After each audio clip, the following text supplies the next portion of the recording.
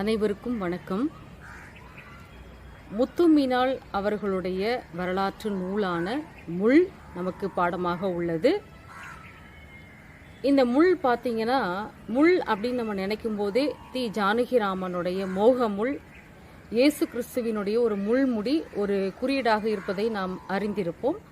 அதே மாதிரி தான் முத்துமினாள் உடைய இந்த தன் வரலாற்று நூலில் முள் என்பது வலி, நோயினுடைய ஒரு குறியீடாக அவர்கள் இதனை பதிவு செய்திருக்கிறார்கள்.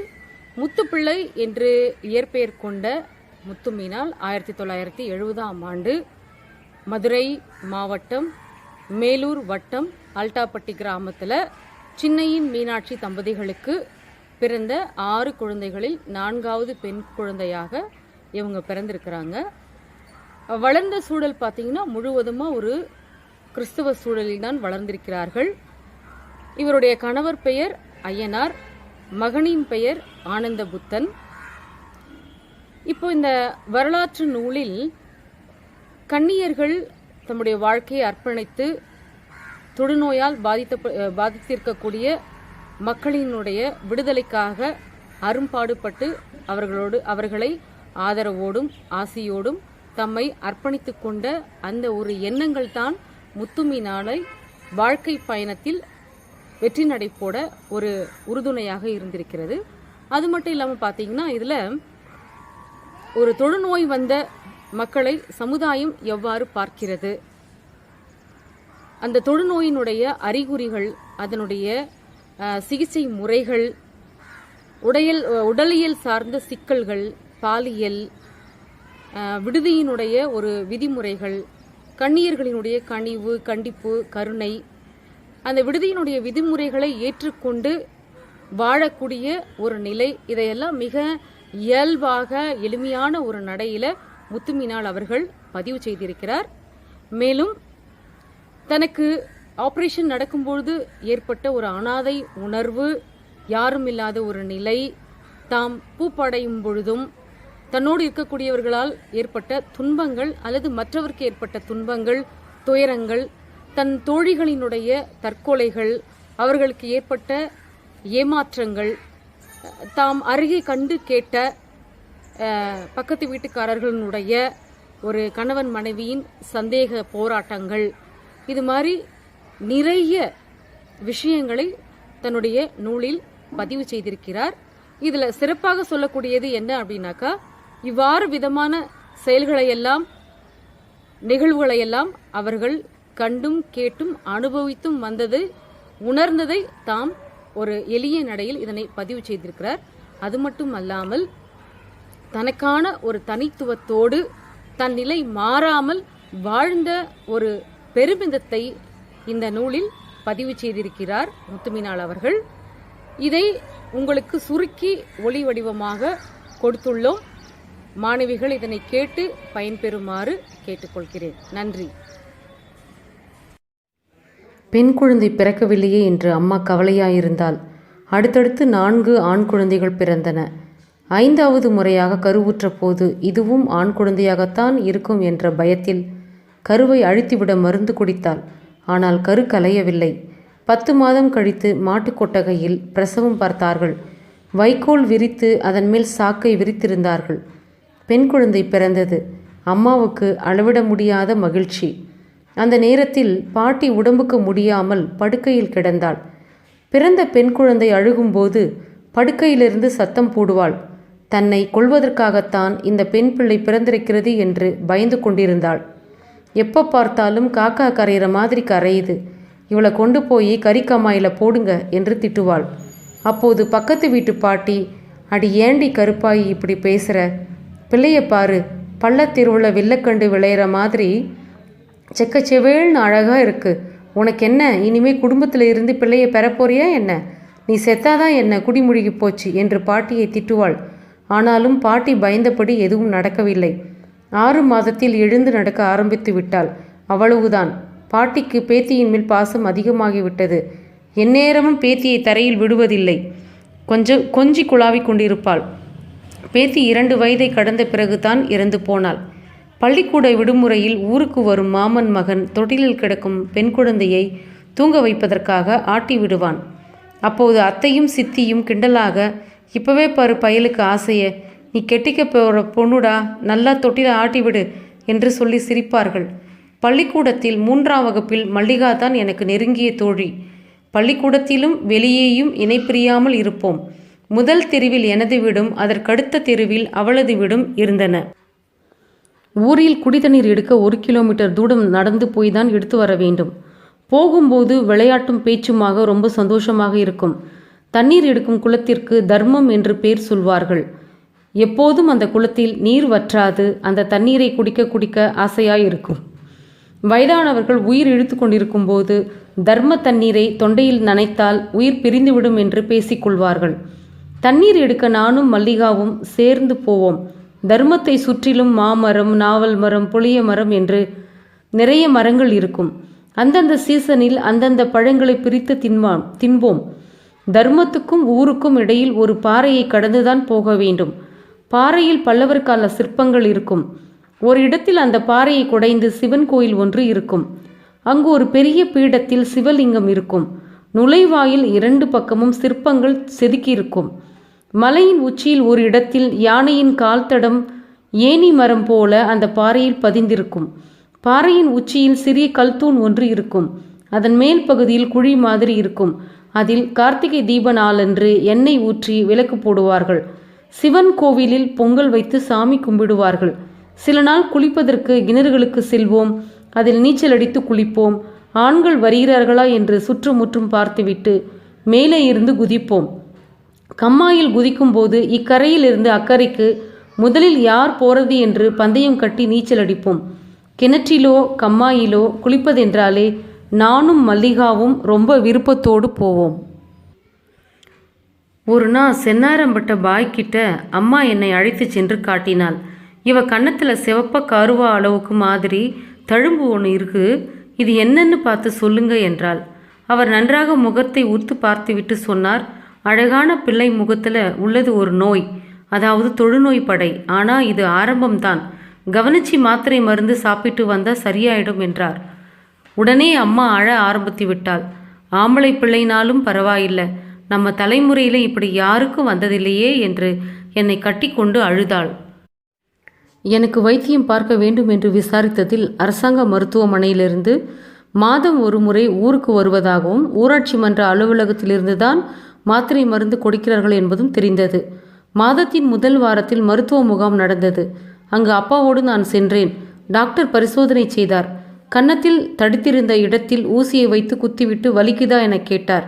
எனக்கு ஊசி குத்தின இடமே தெரியல. உடனே ரத்தம், மலம், சிறுநீர் பரிசோதனை செய்து பார்த்துவிட்டு தொழுநோய்தான் என்று உறுதிப்படுத்தினார். இது ஆரம்ப நிலைதான், மாதம் தொடர்ந்து மாத்திரைகள் சாப்பிட்டால் குணமாகிவிடும் என்று நம்பிக்கையாக சொன்னார். இரத்த சிவப்பு நிறத்தில் ஊசி போட்டார். 30 நாளைக்கு சேர்த்து 3 விதமான மாத்திரைகளை கொடுத்தார்.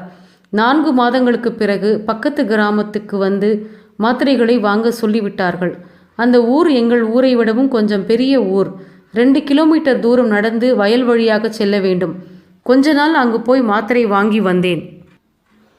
ஒரு நாள் மலைப்பக்கம் அண்ணனோடு மாடு மேய்க்க நானும் சென்றபோது காலில் கருவ முள் குத்தியது. அண்ணன் சத்தம் போட்டுவிட்டு முல்லை பிடுங்கி எடுத்தது. ஆனால் வலி அதிகமாக இருந்தது. அம்மா கருவ கொழுந்தை வெப்ப எண்ணெயில் வதக்கி காலில் வைத்து கட்டினார். முள் குத்திய இடத்தில் சீல் வைத்து குழி புண்ணாகிவிட்டது. ஆறவே இல்லை. இரவெல்லாம் வின் வின் என்று வலிக்கும். சரியா நடக்க முடியாமல் காலை கெந்தி கெந்தி நடந்தேன். டாக்டரிடம் காட்டியும் மருந்து வைத்து கட்டியும் புண் ஆறவே இல்லை. தனுஷ்கோடி தாத்தா பார்த்தார். தூங்கு மூஞ்சி வாகை மரத்தோட பட்டையை கொண்டு வந்து நல்ல பொடி போல நுணுக்கி அதை புண்ணில் வைத்து கட்டுனா ஆறி போய்விடும் என்றார். அது மாதிரி கட்டியதில் தொந்தரவு அதிகமாகி சலம் வடிந்தது. துர்நாற்றம் வீசியது. தனுஷ்கோடி தாத்தா கிட்ட கேட்டப்போ, அரும்பனூர் பக்கத்தில் புதுப்பட்டின்னு ஒரு ஊர் இருக்குது. அங்கே தொழுநோய் அரசு மருத்துவ மறுவாழ்வு இல்லம் இருக்குது. உடனடியாக அங்கே போய் காட்டணும், இல்லைன்னா காலை எடுக்கிற மாதிரி ஆயிடும் என்றார். அங்கே எனக்கு யாரை தெரியும், என்ன செய்கிறது, யாரை சிவாரிசு படிக்கிறது, ஒன்றும் தெரியலையே என்று புலம்பினார் அப்பா. தாத்தா, அங்கே எனக்கு ஒரு பங்காளி வீடு இருக்குது. அந்த வீட்டு தம்பி காசிலிங்கம் தான் ஊராட்சி மன்ற தலைவராக இருக்காரு. அந்த தம்பியை பார்ப்போம், அப்புறமா மற்றதை பேசிக்கலாம் என்றார். அந்த இரவெல்லாம் எனக்கு தூக்கம் வரவே இல்லை. அம்மாவும் தூங்கவே இல்லை. கனவுகளாய் வந்தது. ரொம்பவும் பயந்தேன். காலை வெட்டி எடுத்து விட்டார்கள். நான் கத்தினேன். காலில் ரத்தம் வடித்தது. யாருமே இல்லை. நான் மட்டும் தனியாக தவிக்கிறேன். அப்படியே பொழுது விடிந்து விட்டது. காலை 7 மணிக்கு கிளம்பினோம். எனக்கு அழுகையாய் வந்தது. அம்மாதான் ஆறுதல் சொன்னாள். சாப்பாடு வைத்தாள். தலை சீவி இரட்டை சடை போட்டு விட்டாள். போவதற்கு முன் எனக்கு தோழிகளை பார்க்க வேண்டும் என்று தோன்றியது. ஒவ்வொருத்தர் வீடாக சென்று சொல்லிவிட்டு வந்தேன். கடைசியாக மல்லிகா வீட்டுக்கு வந்தேன். மனசு ரொம்ப கஷ்டமா இருக்கிறது என்று சொல்லி அழுதாள். எனக்கும் அழுகை வந்துவிட்டது. பிறகு வீட்டுக்கு வந்தேன். வீட்டு திணையில் தனுஷ்கோடி தாத்தா, அப்பா, அம்மா, சித்தி, மாமா, அத்தை எல்லோரையும் பார்த்தவுடன் எனக்கு அழுகை வந்துவிட்டது. எங்கோ அனாதையாக போகப் போகிறோம் என்று நினைத்து தேம்பி தேம்பி அழுதேன். என்னை பார்த்து அம்மாவும் சித்தியும் கட்டிப்பிடித்து கொண்டு அழுதார்கள். ஊரிலிருந்து 2 கிலோமீட்டர் நடந்து போய் பஸ் ஏறி அழகர் கோவிலில் இறங்கி அங்கிருந்து 44ஆம் நம்பர் பஸ் பிடித்து அரும்பனூர் விளக்கில் இறங்கி புதுப்பட்டிக்கு நடந்து போனோம். காசிலிங்கம் ஐயா வீட்டுக்கு போகும்போது 11 மணியாகிவிட்டது. காசி ஐயாவின் மனைவி லட்சுமி அம்மாள் எங்களை வரவேற்றார்கள். அப்போது ஐயா வீட்டில் இல்லை. அவர் பக்கத்து ஊரில் ஒரு பஞ்சாயத்துக்கு போயிருக்கார். இப்போ வந்திடுவார் என்றார். சாப்பிட சொல்லி வற்புறுத்தினார். பெரிய வீடு, பெரிய தூண்கள், ஒரு வரிசைக்கு 3 அறைகள், மொத்தம் 6 அறைகள் கொண்ட வீடு. சமையல் அறை தனியாக இருந்தது. தன் மகள் கல்யாணி கூப்பிட்டு காஃபி போட்டு கொடுக்க சொன்னார். பையன்கள் அவங்க தாத்தா வீட்டில் தங்கி படிப்பதாகவும் 2 பெண்கள் மட்டும் தங்களுடன் இருப்பதாகவும் பெண்கள் படித்ததும் போதும் என்று படிப்பை நிறுத்திவிட்டதாகவும் சொன்னார். பெரிய பொண்ணு பெரியவளாகி 3 வருஷம் ஆகுது. சின்னவ இப்போத்தான் 1 வருஷம் ஆச்சு. பெரிய பையன் முருகன் அமெரிக்கன் கல்லூரியில் படிக்கிறான். நடுப்பையன் குமார் 12வது படிக்கிறான். கடைசி பையன் 8வது படிக்கிறான் என்று தாத்தாவிடம் அந்த வீட்டம்மாள் பேசி கொண்டிருந்தார். கொஞ்ச நேரத்தில் காசி ஐயா வந்துவிட்டார். கம்பீரமான தோற்றம், நல்ல பருமனாயிருந்தார். தாத்தாவையும் அப்பாவையும் விசாரித்துவிட்டு வந்த விஷயம் பற்றி கேட்டார். அவருடன் சேர்ந்து எல்லோரும் சாப்பிட்டோம். சாம்பார், ரசம், கூட்டு, நல்ல சாப்பாடு. என்னால் சாப்பிட முடியவில்லை. பயமாக இருந்தது. எந்த இடத்திற்கு கூட்டி போகிறார்களோ என்று கவலைப்பட்டேன். எல்லோரும் வெத்தலைப்பாக்கு போட்டார்கள். அப்பா போட்டுக்கொள்ளவில்லை. அவருக்கு கவலையாக இருந்தது. தாத்தா காசி ஐயாவிடம் சொன்னார். இவர் பேரு சின்னையா, நம்ம சொந்தக்காரரு. இது இவரோட பொண்ணு. இதுக்கு காலில் ஒரு புண்ணு ஆறாமல் இருக்குது. அதோட தொடுநோய் மாதிரி கன்னத்தில் சின்னதாக ஒரு படையும் இருக்குது. அதான் தொடுநோய் இல்லத்தில் இந்த குழந்தையை சேர்க்கணும். அதுக்காக தான் உங்களை பார்க்க வந்தது. அப்படியா? அந்த இடமே எங்களுது தான். அரசாங்கத்துக்காக குறைஞ்ச விலைக்கு கொடுத்தாச்சு. அங்கே நமக்கு ஒரு மரியாதை உண்டு. அதை சுற்றிலும் நம்ம வயலுங்க தான் என்று சொல்லிக்கொண்டே எங்களுடன் கிளம்பினார். ஆஸ்பத்திரி கேட்டில் வாட்ச்மேன் காசி ஐயாவுக்கு வணக்கம் வைத்தார். ஆஸ்பத்திரி 3 மாடி கட்டிடத்தில் இருந்தது. 2வது மாடியில் நிர்வாக அதிகாரி இருந்தார். ஐயா முதலில் உள்ளே சென்று விவரத்தை கேட்டறிந்துவிட்டு பிறகு எங்களை அழைத்தார். நிர்வாகியிடம் காசி ஐயா சொன்னார். இது நம்ம சொந்தக்கார பொண்ணு. முகத்தில் படம் மாதிரி இருக்குது. காலில் ஆறாத புண்ணு இருக்குது. இதை ஆஸ்பத்திரியில் சேர்த்து கவனிக்கணும். அவரும் தொடுநோய்தான்னு உறுதியாயிட்டா சேர்த்துக்கிறேன் என்றார். மாலையில் டாக்டர் வந்தார். என் முகத்தை பிடித்து திருப்பி திருப்பி பார்த்தார். வேற எங்கேயாவது இது மாதிரி படை இருக்கா என்று கேட்டார். இல்லை என்றேன். சிறுநீர் மலம் பரிசோதனை செய்ய சொன்னார். குண்டூசியை வைத்து கன்னத்தில் குத்தி வலிக்குதா என்றார். இல்லை. மறுக்கன்னத்தில் குத்திய போது வலிக்குது என்றேன். காலில் புண் வந்தது பற்றி கேட்டார். விவரங்களை சொன்னேன். உடனே அப்பா, விவரம் தெரியாமல் இருந்துட்டோம், நீங்கள் தான் எப்படியாவது குணப்படுத்தணும் என்றார். இது ஆரம்பம்தான், சரியாகிரும். தொடர்ந்து 5 வருஷம் மருந்து மாத்திரைகள் சாப்பிடணும். சுத்தமாக குணமாகிட்டா அப்புறம் வராது என்றார். காலை சுத்தம் செய்து காரை துணியால் கட்டு போட்டார்கள். இரத்த பரிசோதனை ரிசல்ட் வந்தது. டாக்டர் பார்த்து தொடுநோய் என்று உறுதி செய்தார்.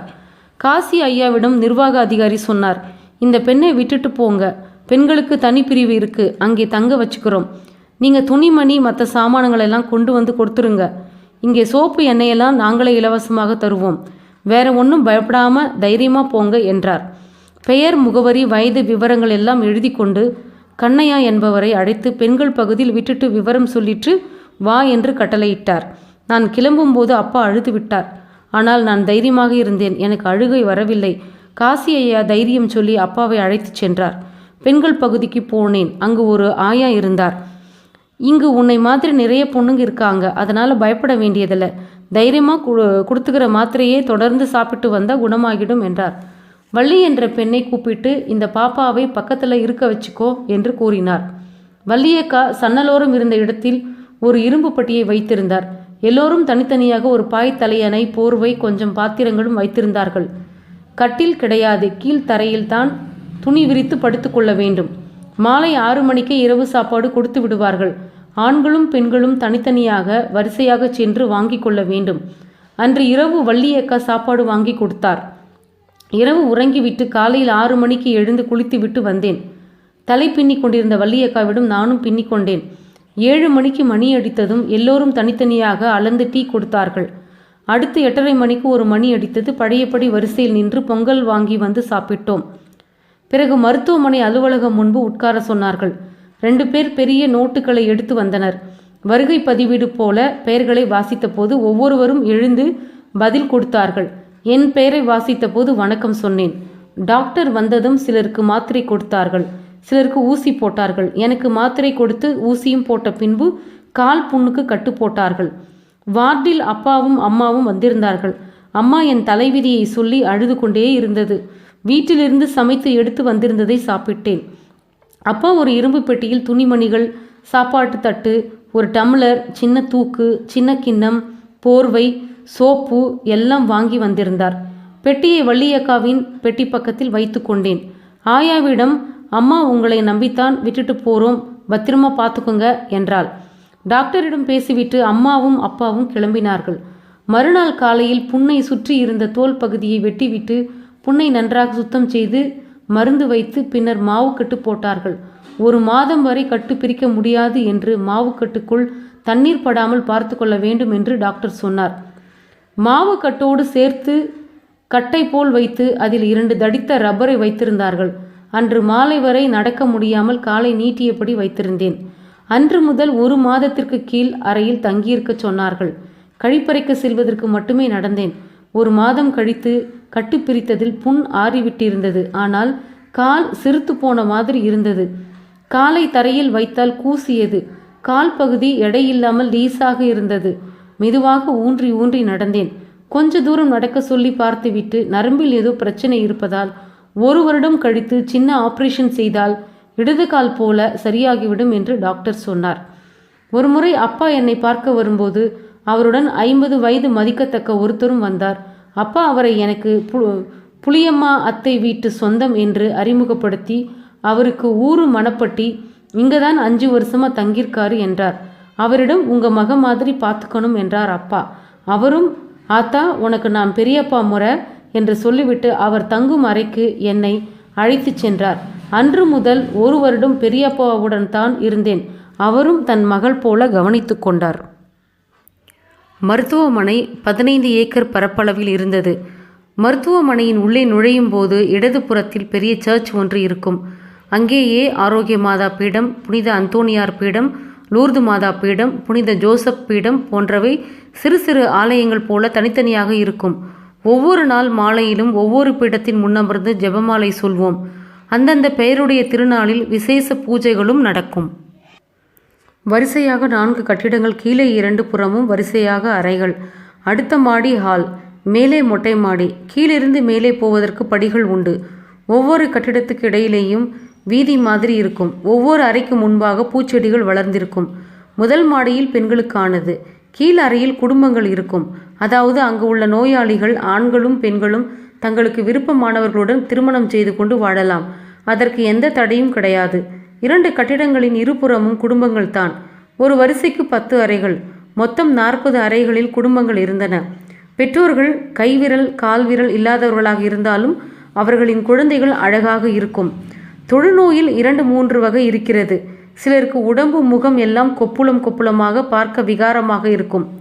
சிலருக்கு வெண்குஷ்டம், சிலருக்கு தடித்த படைகள் அங்கங்கு சிவந்திருக்கும். சிலருக்கு கால் கைகள் வளைந்து போகும். சிலருக்கு புண் வந்து சரியாக கவனிக்கவில்லை என்றால் அழுகிவிடும். பிறகு கை கால்கள் மொட்டையாக ஆகிவிடும். ஆனால் அவர்களின் குழந்தைகள் பெரும்பாலும் இந்நோய் பாதிப்பதில்லை. குழந்தை பிறந்தவுடன் உடனடியாக தனியாக பரிசோதனை செய்வார்கள். 80% குழந்தைகளுக்கு தொழுநோய் வருவதில்லை. 1 வருடத்தில் என் முகத்தில் இருந்த படை கொஞ்சம் கொஞ்சமாக மாறி வந்தது. பெரியப்பா என்னை மருத்துவமனை நிர்வாகியிடம் அழைத்துச் சென்றார். நான் தொடர்ந்து படிக்க ஆசைப்பட்டேன். நான் படிக்க விரும்புவதை பெரியப்பா நிர்வாகியிடம் சொன்னார். அப்போது நான் அவர் காலில் விழுந்தேன். இனிமேல் இப்படியெல்லாம் செய்யக்கூடாது என்று அவர் அறிவுரை கூறினார். பின்னர் டாக்டரும் நான் படிப்பதற்கு ஒப்புக்கொண்டு அனுமதி அளித்தார். வலது காலில் ஆபரேஷன் செய்ய வேண்டும். இன்னும் தொடர்ந்து மாத்திரைகள் சாப்பிட வேண்டும். அதற்கு கும்பகோணத்தில் உள்ள தூய இருதய ஆண்டவர் மருத்துவமனை தான் சரியான இடம். அந்த மருத்துவமனை நிர்வாகத்துக்கு கடிதம் எழுதி கேட்போம், பிறகு முடிவு செய்யலாம் என்றார் டாக்டர். ஒரு வாரம் கழித்து தகவல் சொல்வதாக கூறி அனுப்பிவிட்டார். 10 நாட்கள் கழித்து நிர்வாகி கூப்பிட்டு அனுப்பி விவரங்கள் சொன்னார். ஏற்கனவே படித்த பள்ளியிலிருந்து சான்றிதழ்கள் வாங்கி வரணும். இன்னும் ஒரு வாரத்திற்குள் கும்பகோணம் போவதற்கான ஏற்பாடுகளை செஞ்சுக்கணும் என்றார். உடனே பெரியப்பாவுடன் ஊருக்கு வந்து தலைமை ஆசிரியரிடம் விவரங்கள் சொல்லி சான்றிதழ்களை பெற்றுக்கொண்டோம். வீட்டிலிருந்து தேவையான துணிமணிகள் மற்றும் தேவையான பொருட்களை எடுத்துக்கொண்டேன். மறுநாள் காலையில் ரயிலில் செல்வதற்கான ஏற்பாடுகளை நிர்வாகியை செய்து தந்தார். உரையிட்ட கடிதத்தில் விவரங்கள் எழுதி கொடுத்து அனுப்பி வைத்தார். அப்பாவும் நானும் கையில் ஒரு பெட்டியுடன் 3 வேளைக்கான உணவுப் பொட்டலங்களும் செலவுக்கு பணமும் எடுத்துக்கொண்டு ரயிலில் புறப்பட்டோம். காலையில் 7 மணிக்கு புறப்பட்ட ரயில் இரவு 7 மணிக்கு கும்பகோணத்தை அடைந்தது. அங்கு எங்களுக்கு ஒரு விவரமும் தெரியவில்லை. ஒருவரிடம் முகவரியை விசாரித்து கொண்டு பேருந்து நிலையம் சென்றோம். அங்கிருந்து காரைக்கால் செல்லும் சாலையில் திரு இருதய ஆண்டவர் மருத்துவமனை என்ற நிறுத்தத்தில் இறங்க வேண்டும் என்று சொன்னார்கள். அந்த நிறுத்தத்தில் இறங்கியவுடன் கவனித்தேன். தூய இருதய ஆண்டவர் மருத்துவமனை என்று பெயர் பலகை இருந்தது. நிம்மதியாய் இருந்தது. உள்ளே போய் வாயிற்காவலரிடம் விஷயத்தை சொன்னதும் அவர் அழைத்துச் சென்றார். எங்களை ஒரு இடத்தில் நிற்க வைத்துவிட்டு அழைப்பு மணியை அழுத்தினார். அப்போது ஒரு சிஸ்டர் வந்தார்கள். அவரிடம் மதுரையிலிருந்து நிர்வாகி அம்மாவை பார்க்க வந்திருக்கிறார்கள் என்ற விவரத்தை சொன்னார். ஏதாவது கடிதம் வைத்திருக்கிறார்களா என்று சிஸ்டர் கேட்டார். அப்பா கடிதத்தை எடுத்து கொடுத்தார். உள்ளே சென்று சிறிது நேரத்தில் திரும்பி வந்து இவர்களை சர்ச் பக்கத்தில் உள்ள அறையில் தங்கவை, காலையில் அம்மாவை பார்க்கலாம் என்று சொல்லிவிட்டு எங்களை பார்த்து சாப்பிட்டீங்களா என்று கேட்டார். இல்லை என்று சொன்னதும் வாட்ச்மேனிடம் சாப்பாடு வாங்கி கொடு என்று சொல்லிவிட்டு போய்விட்டார். சாப்பிட்ட பின்பு எங்களை ஒரு அறைக்கு அழைத்து போக தங்க வைத்தார். காலையில் எழுந்து குளித்து உடை மாற்றிக்கொண்டு வாட்ச்மேனிடம் போனோம். அவர் அம்மா 8 மணிக்கு மேல்தான் வருவார்கள், நீங்கள் எதிரில் உள்ள கடையில் சாப்பிட்டு விட்டு வந்து விடுங்கள் என்று சொன்னார். நாங்களும் வெளியே சென்று சாப்பிட்டு விட்டு வந்தோம். பின்னர் அம்மா வந்தார்கள். எங்களை விசாரித்து விட்டு பிறகு சாப்பிடுகிறேன் என்று சொல்லிவிட்டு உள்ளே சென்று விட்டார்கள். 10 மணி அளவில் உள்ளே அழைத்து அப்பாவிடம் விவரம் சொன்னார்கள். உங்கள் மகளை இங்கே சேர்த்து கொண்டோம், இங்கேயே படிக்கட்டும், மாத்திரை மருந்துகள் துணி சாப்பாடு எல்லாம் இலவசமாகவே கொடுப்போம், நீங்கள் கவலைப்படாமல் ஊருக்கு செல்லலாம். ஒரு உதவியாளரை அழைத்து என்னை பெண்கள் பகுதியில் உள்ள மாணவிகள் காப்பகத்தில் விட்டு வர சொன்னார். ஃபோனில் சிஸ்டரிடம் விவரங்கள் சொல்லிவிடுவதாக சொன்னார். அங்கே போனதும் சிஸ்டர் ஒருவர் எங்களை உட்காரச் சொன்னார். அங்கே ஆயாவாக இருப்பவரை அழைத்து இந்த பெண் புதிதாக சேர்ந்திருக்கிறது, பாய் தலையணை பெட்டி வைக்கும் ஸ்டாண்டு எல்லாம் ஏற்பாடு செய் என்றார். பிறகு என்னிடம் நாளையிலிருந்து நீ பள்ளிக்கு போய் படிக்கலாம் என்றார். ஏற்கனவே அங்கே தங்கியிருந்த 100க்கும் மேற்பட்ட மாணவிகளுடன் நானும் சேர்ந்து கொண்டேன். இத்தனை தூரம் கடந்து மகளை விட்டு போகிறோமே என்று கவலையில் அப்பாவின் முகம் வாட்டமாய் இருந்தது. நான் தைரியம் சொல்லி அனுப்பி வைத்தேன். அப்பா கவலையோடு ஆயா அம்மாவிடம் புள்ள மாதிரி கவனிச்சுக்கோங்கம்மா என்று சொல்லி சென்றார். மறுநாள் காலையில் குளித்துவிட்டு 6 மணிக்கு சர்ச்சுக்கு பூசைக்கு செல்ல வேண்டும். எல்லோரும் காலை 5 மணிக்கே எழுந்து குளித்தார்கள். மற்ற பெண் பிள்ளைகள் செய்வதை பார்த்து அதை போலவே நானும் செய்தேன். அப்போது நிர்மலா என்ற ஒரு பெண் எனக்கு சில உதவிகள் செய்தார். பள்ளிக்கூடத்தில் முதலில் பெரிய ஹால் இருக்கும். வகுப்பறைக்கு செல்ல 3 வாசல் படிகள் உண்டு. ஒரு ஆஃபீஸ் ரூம், மீதியெல்லாம் வகுப்பறைகள். மர ஸ்கிரீன் வைத்து ஒவ்வொரு வகுப்பாக தடுத்திருந்தார்கள். அங்கு 1 முதல் 8ஆம் வகுப்பு வரையிலும் வகுப்புகள் இருந்தன. பள்ளியில் 7 ஆசிரியைகள், ஒரு தலைமை ஆசிரியை இருந்தனர். ஆண்கள் பெண்கள் இருபாலரும் படித்தனர். பெண்கள் விடுதி போல தனியாக ஆண்கள் விடுதியும் இருந்தது. காலை 9:30 மணிக்கு பள்ளி மணி அடித்தவுடன் அசம்பிளி நடக்கும். முதலில் தமிழ்த்தாய் வாழ்த்து, பின்னர் திருக்குறள் வாசிப்பு, அடுத்ததாக அன்றைய செய்தித்தாளில் வந்த முக்கிய செய்திகள் வாசித்த பிறகு இறுதியாக உறுதிமொழி கூறுதல் நடைபெறும். அசம்பிளி முடிந்ததும் தலைமை ஆசிரியர் என்னை அழைத்து விவரங்கள் கேட்டார். பிறகு 4ஆம் வகுப்பு ஆசிரியை அழைத்து விவரங்களை சொல்லிவிட்டு என்னிடம் நோட்டு புத்தகம் கொடுப்பார்கள். வாங்கி கொண்டு நன்றாக படிக்க வேண்டும் என்று சொன்னார்.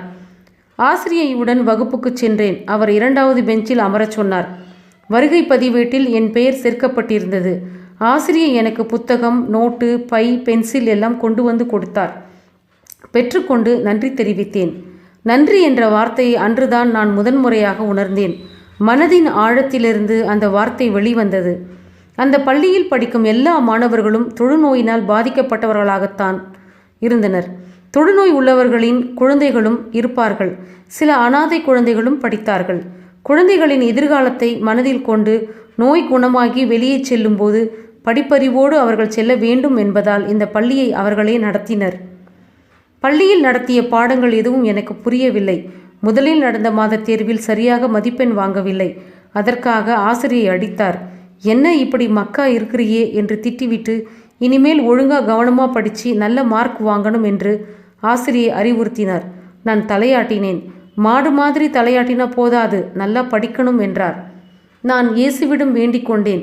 நல்ல படிப்பு வேண்டும், நிறைய மதிப்பெண்கள் பெற வேண்டும், ஞாபக சக்தி வேண்டும் என்று சர்ச்சில் மண்டியிட்டு தினமும் பிரார்த்தனை செய்தேன்.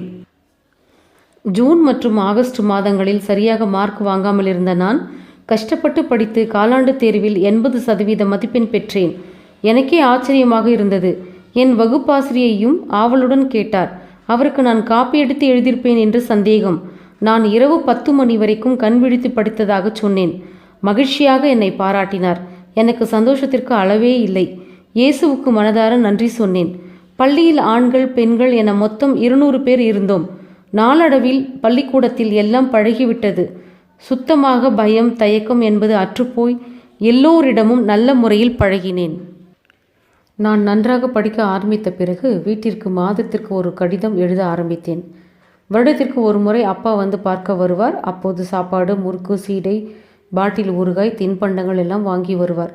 அவர் விடிய காலை கிளம்பி மதியம் 1 மணிக்கெல்லாம் கும்பகோணம் வந்து விடுவார். 3-4 மணி நேரம் என்னுடன் பேசி இருந்துவிட்டு ஊருக்கு திரும்பி விடுவார்.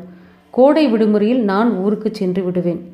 4ஆம் வகுப்பு தேர்ச்சி பெற்று 5ஆம் வகுப்பு போன போது எனக்கு 12 வயது. அந்த சமயத்தில் அரையாண்டு தேர்வு விடுமுறையில் எனக்கு காலில் ஆபரேஷன் செய்தார்கள். என்னை ஒரு ஸ்ட்ரெச்சரில் வைத்து அறுவை சிகிச்சை செய்யும் அறைக்கு தள்ளி சென்றார்கள். அந்த நேரத்தில் என் பெற்றோர் யாரும் அருகில் இல்லை. ஆனாலும் நான் பயப்படவில்லை. என்றாலும் ரொம்ப வலிக்குமே என்று உள்ளுக்குள் பதற்றம் இருந்தது.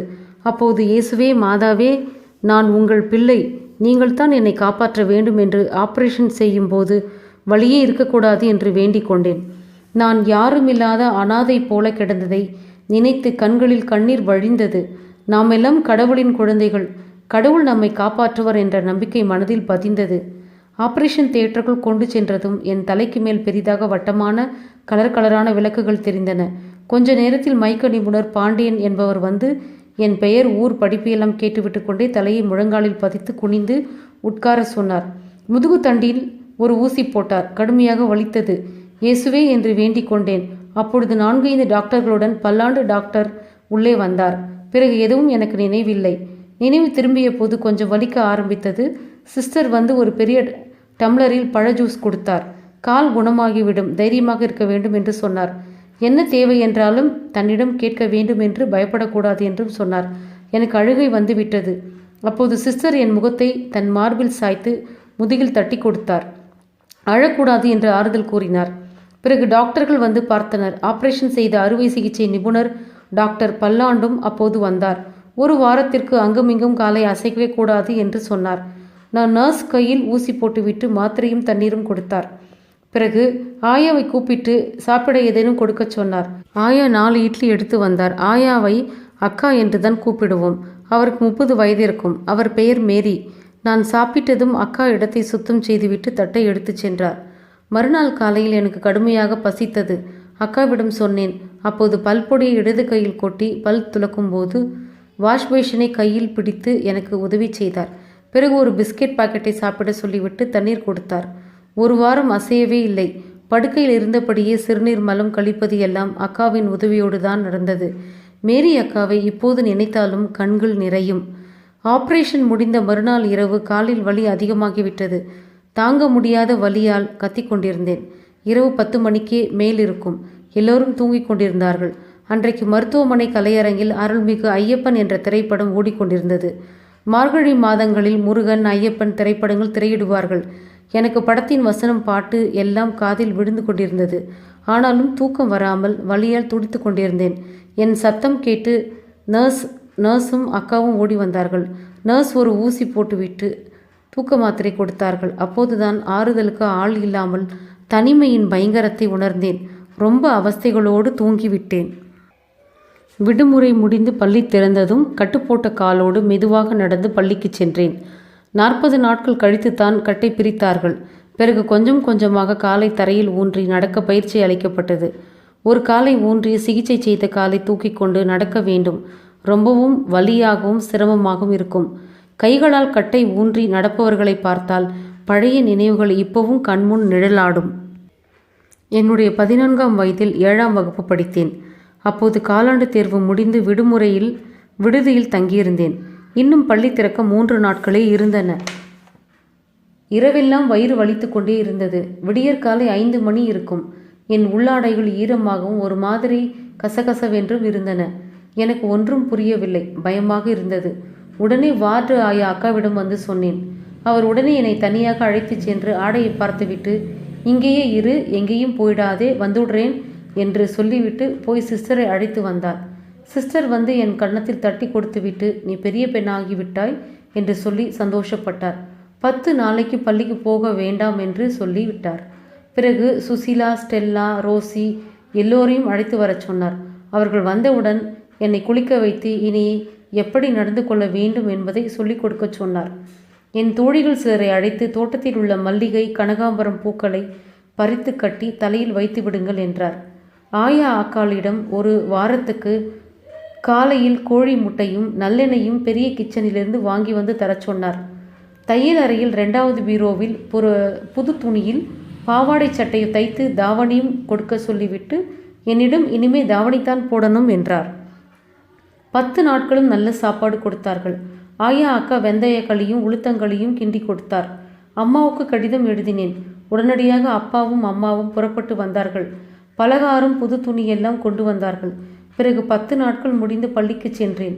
வகுப்பு ஆசிரியை புனிதா வாழ்த்து கூறி எனக்கு பூவும் ஸ்வீட்டும் கொடுத்தார். நான் வகுப்பில் நன்றாக படிப்பேன். தமிழ், கணக்கு, வரலாறு எனக்கு மிகவும் விருப்பமான பாடங்கள். கணக்கில் 100 மதிப்பெண்ணும் தமிழ் வரலாறு பாடங்களில் 90க்கு மேலும் வாங்குவேன். வகுப்பில் நானும் பழனிசாமியும் தான் மதுரைக்காரர்கள். மற்ற மாணவர்கள் எல்லோருமே கும்பகோணம் சுற்றுப்பகுதியைச் சேர்ந்தவர்கள்.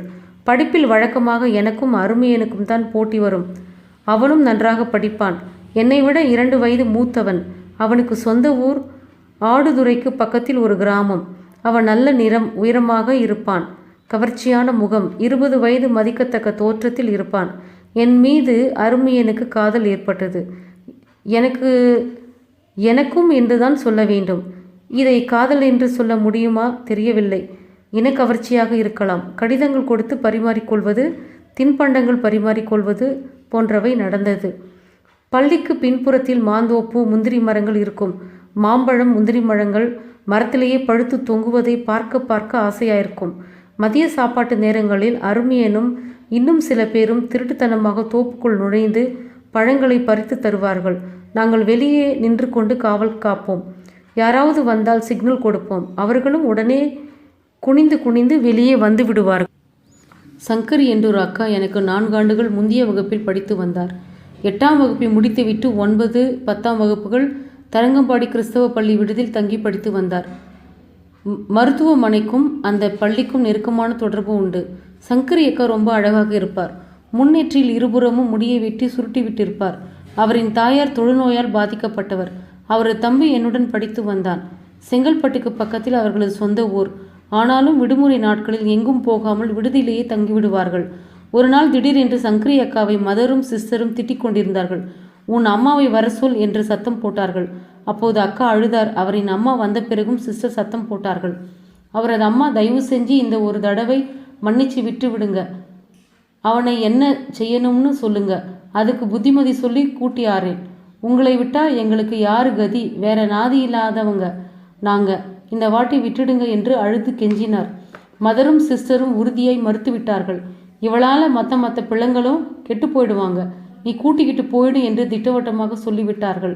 ஆனால் இனி ஆண் பிள்ளைகளுடன் பேச்சு வைத்து கொள்ள கூடாக்குது என்று மட்டும் தெரிந்து கொண்டேன். அப்படி ஏதும் பேசி அவர்களுக்கு தெரிந்துவிட்டால் பள்ளிக்கூடத்திலிருந்து வெளியேற்றி விடுவார்கள் என்பதை எண்ணி பார்த்தேன். அப்படி நடந்தால் அப்பா அம்மாவுக்கு அசிங்கமாக போய்விடும் என்பதை நினைத்து பயந்தேன். மனதை கட்டுப்படுத்த வேண்டும் என்று எண்ணிக்கொண்டேன். இயேசுவே எனக்கு நல்ல புத்தியை கொடு என்று வேண்டிக் கொண்டேன். அதன் பிறகு படிப்பு முடியும் வரை பாட சம்பந்தமாகவும் நட்பு ரீதியாகவும் அவனிடம் பேசினேன். மனதை அலைப்பாய விடவில்லை. மாதந்தோறும் டாக்டர் பரிசோதனை நடக்கும். ஒரு முறை பரிசோதனை செய்தபோது என் சார்ட்டை பார்த்து, டாக்டர், நீ தொடர்ந்து 6 வருஷம் மாத்திரை சாப்பிட்டு விட்டாய். முகத்தில் இருந்த படையும் சுத்தமாக மறைந்து விட்டது. அதனால் இரத்த பரிசோதனை செய்து பார்க்க வேண்டும் என்றார்.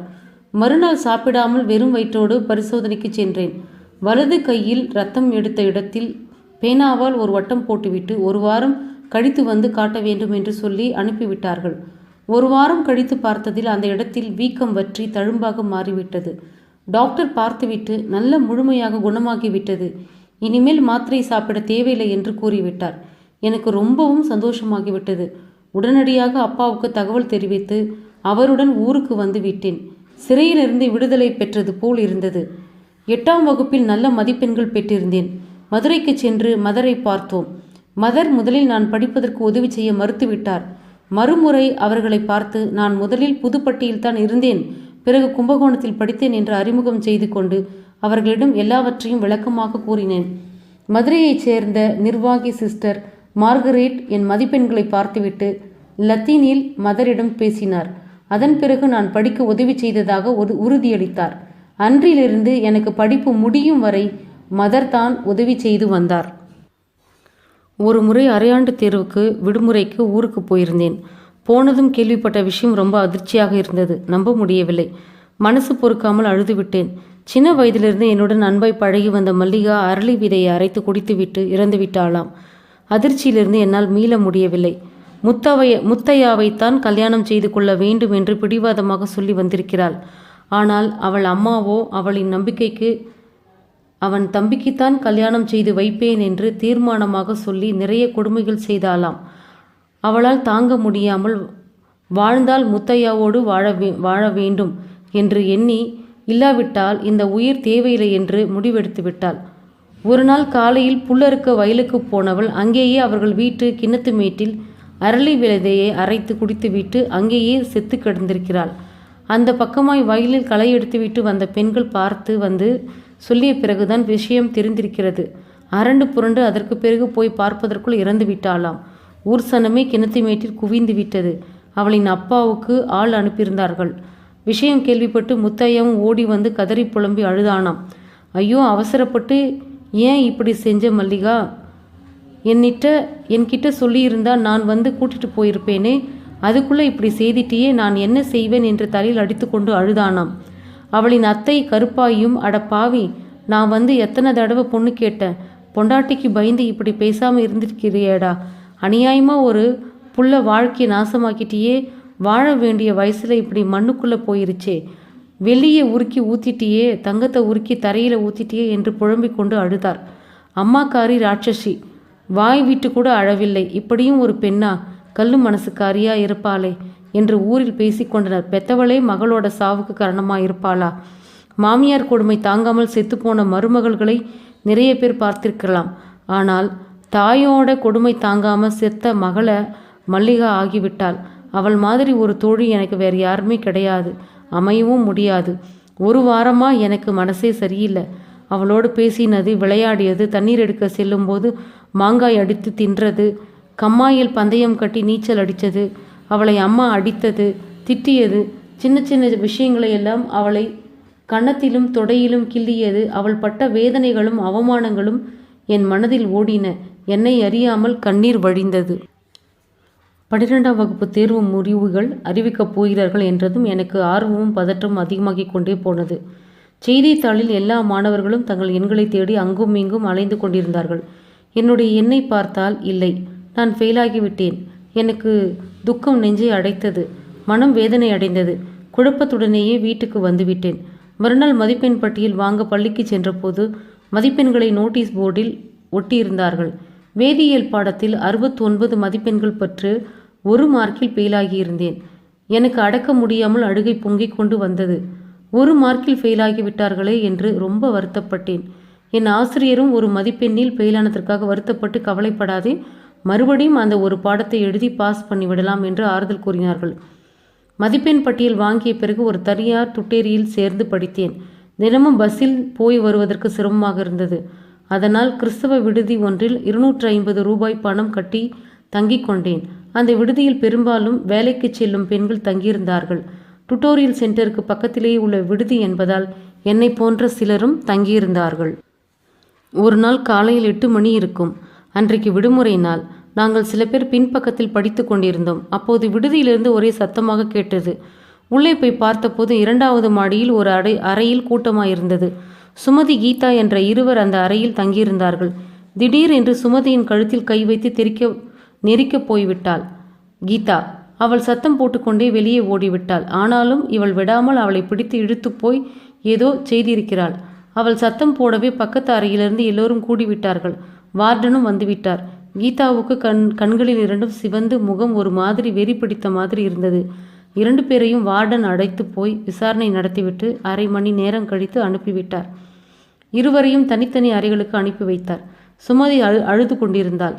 அவள் பட்டப்பாட்டில் அவளுக்கு பதற்றம் குறையவில்லை. கை கால்கள் நடுங்கிக் கொண்டிருந்தன. பார்க்க பாவமாக இருந்தாள். பிறகுதான் எங்களுக்கு விஷயம் தெரிந்தது. சுமதி அக்காவுக்கும் கீதா அக்காவுக்கும் உறவு இருந்து வந்திருக்கிறது. சுமதி விளக்காயிருந்த நேரத்தில் கீதா கூப்பிடவும் அவள் மறுத்திருக்கிறாள். ஆனால் கீதாவுக்கு வெறி தலைக்கேறி விட்டது. அதனால்தான் கழுத்தை நெரிக்க போய் பார்த்திருக்கிறாள். ஆரம்பத்தில் 2 பேரையும் விடுதியில் கிண்டல் செய்வார்கள். எங்களுக்கு அப்போது புரியாது. விஷயம் இதுதான் என்று தெரிந்த பிறகு சிரித்து கொண்டோம். அக்டோபர் மாதம் தேர்வு எழுதி பாஸ் பண்ணிவிட்டேன்.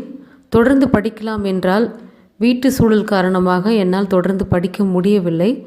ஆதலால் என் தோழியினுடைய ஒரு உதவியோடு ஒரு பள்ளியில் ஆசிரியராக பணிபுரிந்தேன். மாலை நேரத்தில் டியூஷன் எடுத்தேன். அதனால் ஓரளவுக்கு சமாளிக்க முடிந்தது. இந்நிலையில் தங்கை பெரிய பெண்ணாகிவிட்டால் அவளுக்கு உறவுக்காரர்கள் அனைவரும் பலகாரங்கள், சீர்வரிசைகள் அனைத்தும் செய்து சடங்குகள் நல்லபடியாக முடிந்தது. அதைத் தொடர்ந்து எனக்கு பெண் மாப்பிள்ளை பார்க்க ஆரம்பித்து விட்டார்கள். எந்த ஒரு வரனும் எனக்கு சரியாக அமையவில்லை. பக்கத்து ஊருக்கார ஒருவர் என்னை பார்த்து பெண் கேட்க வந்திருந்தார். அப்பொழுது அவர்கள் கேட்ட சீர்வரிசைகள் எங்களால் செய்ய இயலுமா என்ற ஒரு பயம் இருந்தது. இருந்தாலும் பெண் பார்க்க வரும்பொழுது எங்கள் 2 பேருக்கும் பிடித்து போய்விட்டது.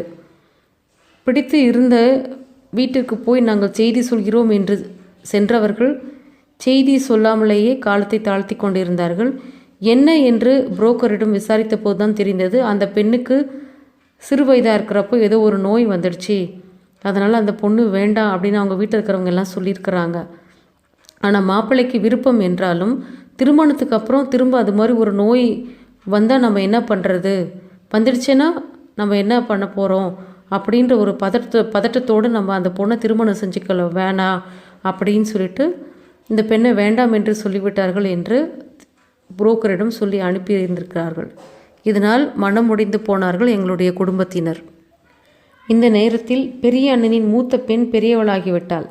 அப்போது வீட்டில் எல்லோருக்கும் கவலை அதிகமாகிவிட்டது. இப்படி வரிசையாக பெண் பிள்ளைகளை வைத்து கொண்டு இருக்கிறோமே, கல்யாணம் காட்சி என்று எப்படி நடத்துவது என்று வருத்தப்பட்டார்கள். இடையிடையே எனக்கு மாப்பிள்ளை பார்ப்பது நடந்து வந்தது. MA MPhil படித்த ஒரு மாப்பிள்ளை சொந்தமாக நர்சரி பள்ளி நடத்தியவர். குட்டையாக கருப்பாக ஒல்லியாக இருப்பார். அதனால் அவருக்கு ஈகோ பிரச்சனை. இந்த பெண் அழகாக இருக்கிறது, இது வேண்டாம் என்று சொல்லிவிட்டு தட்டி கழித்து விட்டார். ஒரு முறை மதுரையில் பஸ்ஸுக்காக காத்து கொண்டு நின்றபோது அப்பாவின் நண்பர் ஒருவர் வந்து பேசி கொண்டிருந்தார். அப்போது அப்பா என்னை காட்டி, இதுதான் என் மூத்த பெண், ரொம்ப நாளாக மாப்பிள்ளை பார்த்து வர்றோம், ஒன்றும் அமையலை, உங்களுக்கு தெரிஞ்ச இடத்துல எதுவும் இருந்தால் சொல்லுங்க என்றார். உடனே அவரும், நமக்கு தெரிஞ்ச பையன் ஒருத்தன் இருக்கான், நல்ல ஒடுக்கமான பையன், தனியார் கம்பெனியில் வேலை செய்கிறான், அவங்கள கலந்து பேசிட்டு தகவல் சொல்கிறேன் என்றார். 2 நாட்களில் தகவல் வந்தது. பையன் சம்மதம் தெரிவித்து விட்டதாகவும் புகைப்படம் வேண்டும் என்றும் கேட்டு வாங்கி சென்றார்கள்.